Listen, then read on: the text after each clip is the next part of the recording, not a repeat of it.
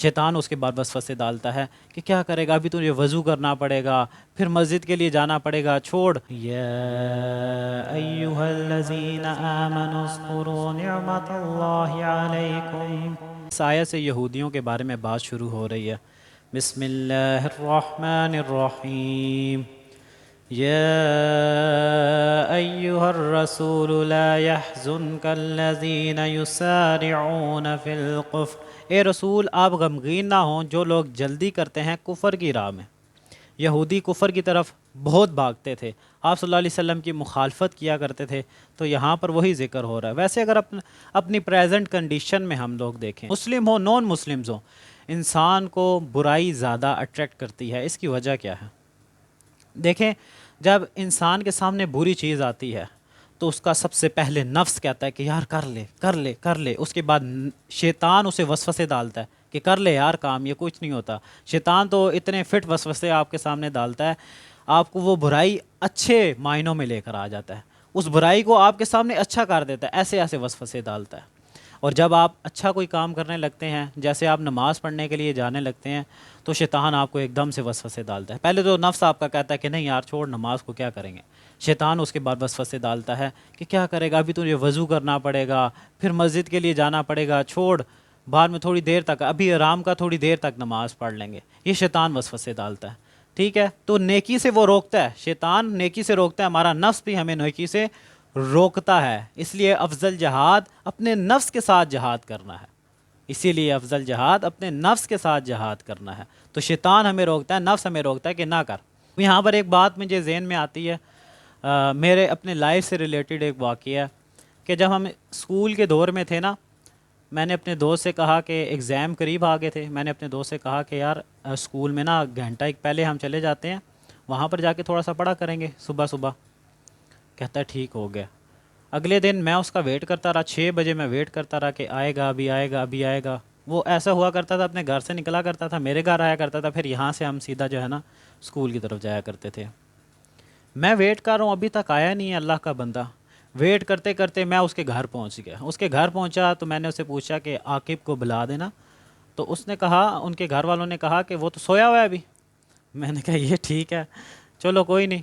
اچھا، اگلے دنوں آپ کو یہ پتہ ہوگا کہ ایگزام جب آتے ہیں، ایگزام قریب ہوتے ہیں تو ٹورنامنٹ بھی شروع ہو جاتے ہیں، آپ کا سپورٹ ویک بھی شروع ہو جاتا ہے۔ اسی طرح ہمارے اسکول میں بھی سپورٹ ویک شروع ہو گیا۔ ایک دن ہم لوگ ویسے ہی اسکول ساتھ جایا کرتے تھے، تو میں اب ویٹ کر رہا ہوں، ابھی تک آیا نہیں ہے اللہ کا بندہ۔ 7 بجے ہم نکلا کرتے تھے، تو میں ویٹ کر رہا ہوں، ابھی تک آیا نہیں ہے۔ میں گھر پہنچ گیا، جا کے پوچھا، میں نے کہا کہ کدھر ہیں وہ؟ تو اس کے گھر والوں نے بتایا کہ وہ تو 2 گھنٹے پہلے اسکول پہنچا ہوا ہے، وہ تو چلا گیا تھا 2 گھنٹے پہلے ہی۔ میں نے کہا یہ ٹھیک ہے، کرکٹ کے ٹائم پہ وہ 2 گھنٹے پہلے اسکول پہنچ گیا ہے، پڑھائی کے لیے وہ آدھا گھنٹہ پہلے میرے پاس اسکول نہیں جا سکتا۔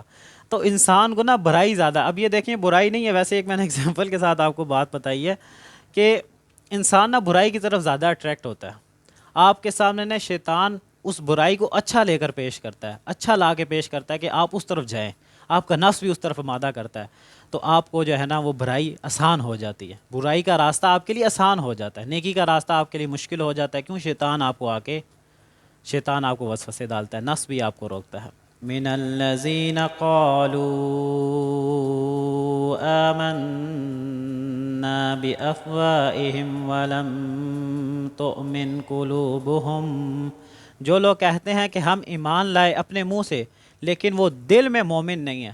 دیکھیں سورۃ بقرہ کی آیت نمبر 13 میں بھی نا یہ یہودیوں کے بارے میں بتایا گیا تھا کہ وہ مسلمانوں کے پاس آتے ہیں تو کہتے ہیں کہ ہم آپ کے ساتھ ہیں، آپ کے ساتھی ہیں، ہم ایمان لے آئے ہیں، جبکہ اپنے شیطانوں کے پاس جاتے ہیں، سرداروں کے پاس جاتے ہیں تو کہتے ہیں کہ ہم تو آپ کے ساتھ ہیں، ہم تو ان کے ساتھ مذاق کر رہے تھے۔ اب وہی بات یہاں پر دہرائی جا رہی ہے کہ یہ یہودی کیا کرتے تھے۔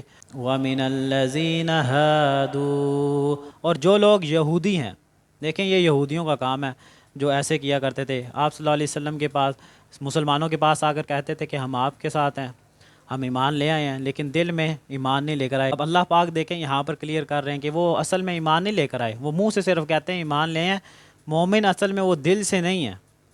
سماعون للکذب سماعون لقوم آخرین لم یأتوک، وہ جاسوسی کرتے ہیں جھوٹ کے لیے، جاسوسی کرتے ہیں دوسری جماعت کے لیے جو آپ کے پاس نہیں آتے۔ اب دیکھیں یہ جو یہودی تھے یہ آپ صلی اللہ علیہ وسلم کی محفل میں آ کے بیٹھا کرتے تھے، مسلمانوں کے ساتھ آ کے بیٹھا کرتے تھے، ان کی باتیں سنا کرتے تھے، آپ صلی اللہ علیہ وسلم کی باتیں سنا کرتے تھے۔ اس کے بعد جو آپ تک لوگ نہیں پہنچ سکتے تھے نا ان کے پاس جاتے تھے اور الٹی باتیں بتایا کرتے تھے کہ ہم تو آپ صلی اللہ علیہ وسلم کے ساتھ بیٹھے تھے، انہوں نے یہ باتیں کی، اپنے سے نا جھوٹ بیان کرتے تھے ان کے پاس جا کے، تاکہ وہ لوگ آپ صلی اللہ علیہ وسلم کے ساتھ نہ آئیں، نہ ان سے جو ہے نا آپ صلی اللہ علیہ وسلم سے ملیں۔ تو وہاں پر جا کے یہ جھوٹی باتیں کیا کرتے تھے، الٹی باتیں کیا کرتے تھے۔ یحرفون الکلم من بعد مواضعہ، وہ پھیر دیتے ہیں کتاب اللہ کو اس کے اصل معنی سے۔ اب دیکھیں یہاں پر ایک حدیث ہے صحیح مسلم کی 1699 گوگل نمبر ہے یہ، کہ حضرت عبداللہ بن عمر رضی اللہ تعالیٰ بیان کرتے ہیں کہ رسول اللہ صلی اللہ علیہ وسلم کے پاس ایک مرد اور عورت کو لایا گیا جن لوگوں نے زنا کیا تھا، ان دونوں نے زنا کیا تھا۔ یہودی اس مرد اور عورت کو رسول پاک صلی اللہ علیہ وسلم کے پاس لے کر آئے فیصلہ کروانے کے لیے۔ تو آپ صلی اللہ علیہ وسلم نے فرمایا کہ تمہاری تورات میں کیا لکھا ہوا ہے، تورات کے مطابق ان کو سزا دو۔ تو انہوں نے کہا کہ ہماری تورات میں لکھا ہوا ہے کہ جو لوگ زنا کریں گے نا ان کے منہ کالے کر دیے جائیں گے، اس کے بعد ان کو گدھے پہ بٹھا دیا جائے گا، پھر شہر کا ایک چکر لگایا جائے گا ان کا۔ آپ صلی اللہ علیہ وسلم نے فرمایا کہ اگر تم سچے ہو نا تو کتاب لے کر آؤ، تورات کتاب لے کر آؤ اور میرے سامنے پڑھو۔ تو کتاب لائے گی، پڑھنا شروع کر دیا۔ تو جب رجم کی آیت آئی نا، رجم کی جیسے آیت آئی تو اس شخص نے ہاتھ رکھ لیا اوپر۔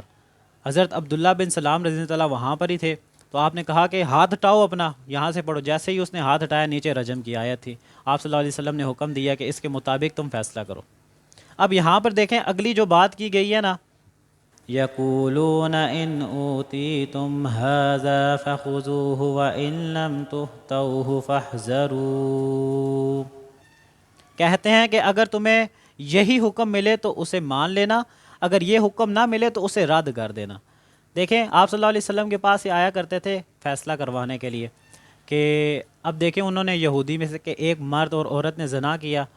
اب یہودی کے جو بڑے علماء تھے، ٹھیک ہے، انہوں نے کہا کہ آپ صلی اللہ علیہ وسلم کے پاس چلے جائیں، اگر وہ نرم فیصلہ کر دیتے ہیں یا یہی فیصلہ کر دیتے ہیں کہ گدھے پہ بیٹھ کے لگائیں تو پھر جو ہے نا ایکسیپٹ کر لیں، آپ جو ہے نا اس کے مطابق عمل کر لیں۔ اگر اس سے سخت آپ کا فیصلہ سنائیں آپ صلی اللہ علیہ وسلم تو آپ پھر رد کر دیجیے گا۔ اب دیکھیں جب یہودی ایسی کہانیاں ڈالا کرتے تھے نا، اسی وجہ سے آیت میں اللہ پاک فرماتے ہیں یا ایھا الرسول لا یحزنک الذی، کہ آپ غمگین نہ ہوں۔ آپ صلی اللہ علیہ وسلم سے فرمایا جا رہا ہے کہ آپ غمگین نہ ہوں، یہ ایسے کام کرتے رہیں گے، یہ کفر کی طرف بھاگتے رہیں گے، تو آپ غمگین نہ ہوں اس بات پہ۔ وَمَن يُرِدِ اللَّهُ فِتْنَتَهُ فَلَن تَمْلِكَ لَهُ مِنَ اللَّهِ شَيْئًا، اور اللہ جسے فتنے میں ڈالنا چاہتا ہے تو ہرگز اللہ سے بچانے کے لیے کوئی زور نہیں چل سکتا کسی کا۔ مطلب یہ کہ اگزامپل کے ساتھ سمجھیں، آپ کے اوپر اگر کوئی تکلیف آ گئی ہے، کس کی طرف سے آئی ہے؟ اللہ کی طرف سے آئی ہے، تو آپ کا کوئی زور چل سکتا ہے اللہ کے سامنے کہ اس تکلیف کو خود بخود دور کر دو؟ نہیں زور چل سکتا آپ کا۔ اللہ کی طرف سے پریشانی آئی ہے تو اللہ ہی اسے دور کرے گا۔ اب یہاں پر بھی وہی بات کیا گیا ہے کہ اللہ جسے فتنے میں مبتلا کر دینا تو ہرگز اس کا بس نہیں چلتا اللہ کے سامنے کہ وہ اس فتنے سے کیسے نکلے۔ اولئک الذین لم یرد اللہ ان یطہر قلوبہم، اللہ نہیں چاہتا ان کے دلوں کو پاک کرنا۔ جیسی ان کی حرکتیں تھیں نا، جیسی ان کی منافقانہ حرکتیں تھیں، آپ صلی اللہ علیہ وسلم کے پاس آ کے بیٹھا کرتے تھے، جاسوسی کیا کرتے تھے، اس کے بعد الٹی باتیں لوگوں کے سامنے کیا کرتے تھے، ایسے نہ تورات کے احکامات کو مانا کرتے تھے۔ دیکھیں تورات میں بھی اللہ کے احکام ہے نا، تو احکام کو مانا ہی نہیں کرتے تھے، اللہ کے حکم کو مانا ہی نہیں کرتے تھے، اللہ کے فیصلوں کے مطابق فیصلہ کیا ہی نہیں کرتے تھے۔ تو یہاں پر اللہ پاک فرما رہے ہیں کہ میں چاہتا ہی نہیں ہوں، اللہ چاہتا ہی نہیں ہے کہ ان کے دلوں کو پاک کرے، کیونکہ ان کی حرکتیں ایسی ہیں۔ لَهُمْ فِي الدُّنْيَا خِزْيٌ وَلَهُمْ فِي الْآخِرَةِ عَذَابٌ عَظِيمٌ، ان کے لیے دنیا میں بھی رسوائی ہے اور ان کے لیے آخرت میں بھی دردناک عذاب ہے، بڑا عذاب ہے۔